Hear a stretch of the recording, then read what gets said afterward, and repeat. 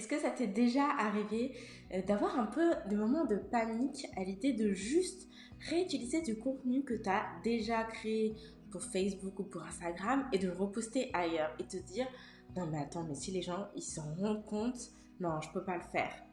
Si c'est le cas, reste avec moi parce que tu vas adorer cette vidéo.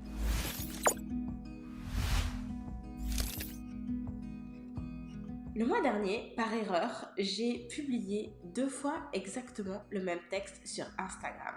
Et encore, on pourrait se dire, bon, si c'est que ça va. Sauf que j'ai publié 2 fois le même texte à 4 jours d'intervalle.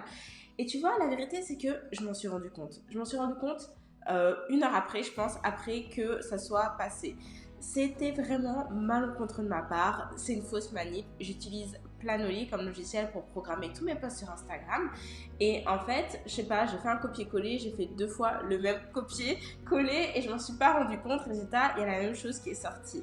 Bon, quand je m'en suis aperçue, j'aurais pu tout simplement supprimer le post et comme ça réutiliser la photo pour la publier plus tard. Et en fait, au lieu de ça, je me suis dit que c'était une belle expérience parce que je voulais vérifier si, 1, les gens allaient se rendre compte et si, 2, est-ce que j'allais avoir des statistiques différentes. Est-ce que j'allais avoir plus de commentaires sur une photo? Est-ce que j'allais avoir plus de clics vers mon site web sur l'autre? Et je voulais vraiment pouvoir comparer parce que franchement, publier à la même heure, à 4 jours d'intervalle, oui, les photos sont différentes. Voilà les photos.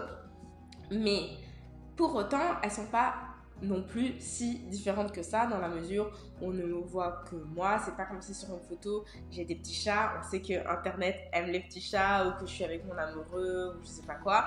Non, c'est vraiment le même type de profil. Donc j'étais très intéressée de voir qu'est-ce que ça allait provoquer comme réaction peut-être dans la communauté. Et en termes de chiffres, est-ce qu'il y allait avoir une différence significative sur un des 2 posts, sachant que c'est exactement le même texte? Eh bien, devine quoi? Sur Instagram, j'ai à peu près 2300 abonnés et je n'ai reçu qu'un seul message d'une membre de ma communauté me faisant remarquer que j'avais posté 2 fois la même chose. Et ce qui était très intéressant, je vais vous lire le message. Voici exactement ce qu'elle m'a dit. Coucou Anne-Lise, tu vas bien? Dis, je sais pas si c'est fait exprès, mais ton post de ce soir est le même que celui d'il y a 4 jours. Je me disais que sans doute tu ne t'en étais pas rendu compte. Bon, dans les faits, oui, je le savais. Donc, j'ai envoyé un petit audio pour lui dire oui, bah, j'en suis rendu compte et tout ça, mais je me suis dit, j'allais voir. Message suivant. Ah, ok, j'ai hésité à t'écrire parce que comme tu es hyper stratégique, je me suis dit que tu l'avais peut-être fait exprès. Un peu des deux, donc. Oui, alors vous voyez, quand vous avez peur de réutiliser un même contenu, parce que vous vous dites que votre communauté entière va vous démasquer et vous lyncher, sachez-le, il n'y a pas grand monde qui le voit. Ça, c'est la première chose. Maintenant, je voudrais qu'on regarde du côté des chiffres. Parce que ça, c'est hyper intéressant de voir si finalement l'un des 2 posts a mieux fonctionné. Est-ce que la photo la plus récente a eu plus de likes ou pas? Regardons ça ensemble. Donc la première photo a eu 92 likes, 28 visites de profil et 4 clics sur le site web. Donc 92 likes, 28 visites, 4 clics sur le site web. Voyons voir la deuxième photo. Alors 82 likes, donc on voit qu'elle a eu un peu moins de likes, 33 visites de profil. Il y a plus de monde qui est allé voir ce qui se passait, vu que j'avais toujours un appel à l'action à la fin de mes posts. On a exactement 5 personnes de plus qui sont allées cliquer et 9 clics sur le site web. Sachant que le site web, donc c'est le lien qu'il y a dans la bio, renvoyait en fait vers mon programme des impératrices où j'invitais les gens à envoyer leur candidature. Donc on est passé de 28 visites de profil à 33 et de 4 clics vers le site web à 9 clics vers le site web. Donc en fait finalement, ok, on pourrait dire que mais ça a moins de likes et tout, ça a moins marché. Mais vous le savez, on est en business, que les gens likent la photo, on s'en fout. Enfin moi perso je m'en fous. Ce qui m'intéresse par contre, c'est que mes posts aient l'effet escompté. Ce post Instagram avait pour but de renvoyer les gens vers un formulaire de candidature pour les impératrices.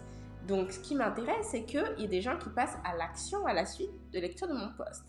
Et on voit que finalement, j'ai eu plus d'engagement plus d'interactions, plus d'actes que j'attendais de leur part suite à ce deuxième post qu'au premier. Et c'est vraiment, vraiment intéressant de constater ça, sachant que les deux photos sont quand même du même acabit, elles sont assez similaires. Donc, quand vous êtes en train de vous dire que vous ne pouvez pas vous permettre de réutiliser le même contenu sur différentes plateformes, voire sur la même plateforme, je voulais vous montrer au travers de cet exemple-là que vous pouvez le faire et que c'est pas grave et que personne ne va vous pointer du doigt et que même ça peut totalement servir vos intérêts, tout comme ça a été mon cas là. Car qui dit que parmi ces personnes qui ont cliqué sur le site web, il n'y a pas aujourd'hui de nouvelles clientes parmi elles, parce que j'ai eu de nouvelles impératrices. Ça se trouve, elles viennent de ce second post Instagram que j'ai partagé par erreur. Who knows? Maybe. Donc, vraiment, moi je veux t'inviter à vraiment repenser la façon dont tu te positionnes sur tes réseaux sociaux, dans ta communication. Il faut arrêter de disperser ton énergie à toujours créer du contenu, parce que tant que tu seras dans cette dynamique-là, tu vas jamais en sortir, parce que tu vas vraiment passer beaucoup d'énergie à créer. Ce qui est plus intéressant, c'est de passer ton énergie à mettre en place des stratégies qui amènent les gens où tu veux, à remplir ton formulaire de candidature pour ton programme, à aller acheter je ne sais pas quel produit en ligne, aller booker tes services de coach.